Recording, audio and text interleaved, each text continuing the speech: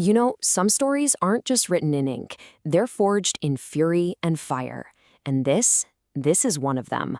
A story of dishonor, unbelievable retribution, and a power that would shake the very foundations of the world.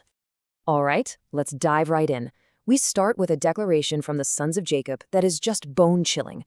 Surely death is due to this man and to his household.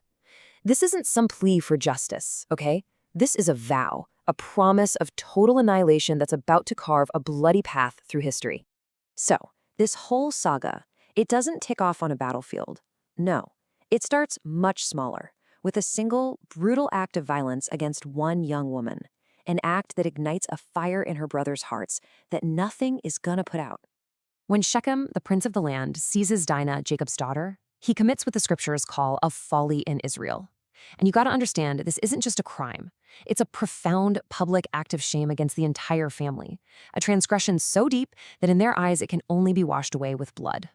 This is really the heart of the insult right here. Dinah, just 12 years old, is being held captive in Shechem's house, and when her father sends his servants to get her, they're literally driven away. Can you imagine the rage of her brothers coming in from the fields to find out their sister has been defiled and their family's honor has been just shattered in front of everyone? The response from her brothers, Simeon and Levi, isn't about negotiation. Not at all. It's a cold, calculated trap. They offer peace, a union between their peoples, but there's a catch. Every single man in Shechem has to be circumcised, just like them. And the men of the city? They agree. They're dreaming about getting their hands on Jacob's wealth. They have absolutely no idea what's coming for them. The sheer depth of this deception is chilling.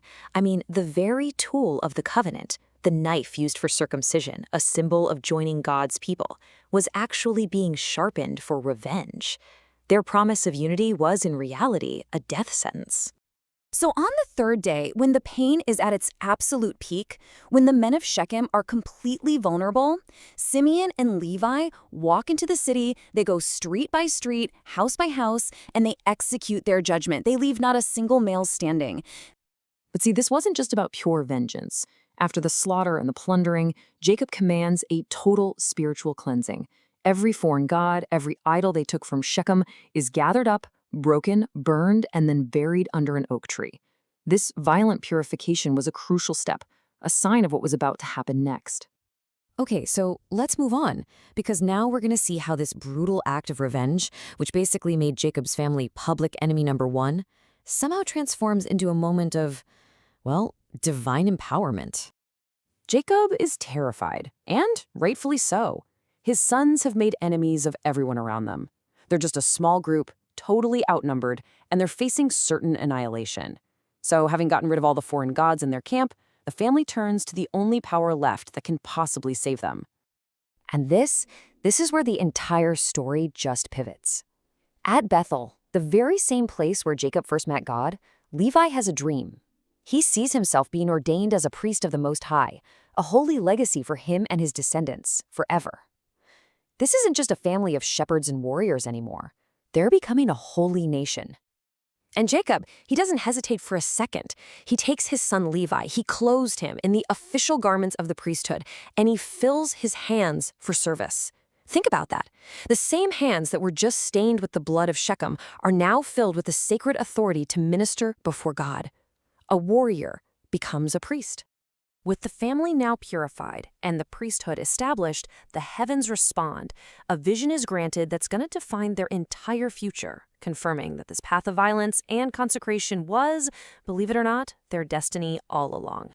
So an angel descends from heaven, holding 7 tablets, and gives them to Jacob.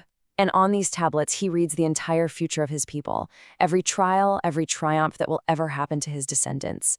This isn't just some blessing. This is the divine scroll of destiny, a confirmation of Israel's path.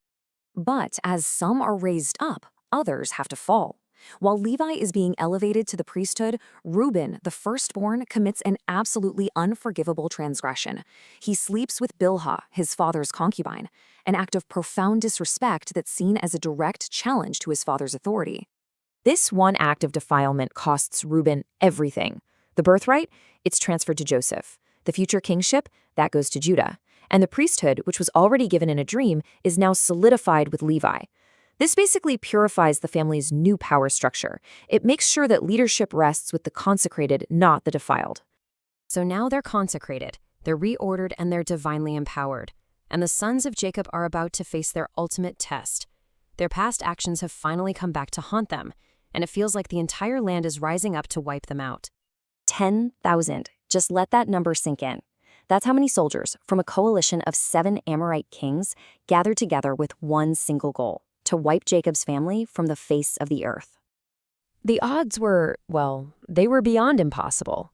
112 men. That's the brothers and their servants against a professional army of 10,000.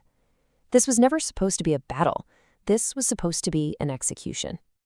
But the Amorite kings, they didn't account for Judah. He steps forward with this massive stone, stuns King Jashub, and then with a single blow shatters the king's shield, sending it flying. Then he cuts off the king's feet, severs his head, and just tears through the camp, slaying 42 men and hunting down 8 fleeing captains all by himself. This wasn't a man fighting anymore. This was a force of nature, completely unleashed. 50 cubits. That was the height of the rampart of the fortified city of Sarton. An impossible obstacle, right? It's designed to stop any army in its tracks. And this just perfectly illustrates their newfound power. When the brothers get to these fortified cities, they don't even bother with the gates. Judah just leaps, clearing this massive wall in a single bound. It's a display of superhuman might that completely shatters the enemy's morale.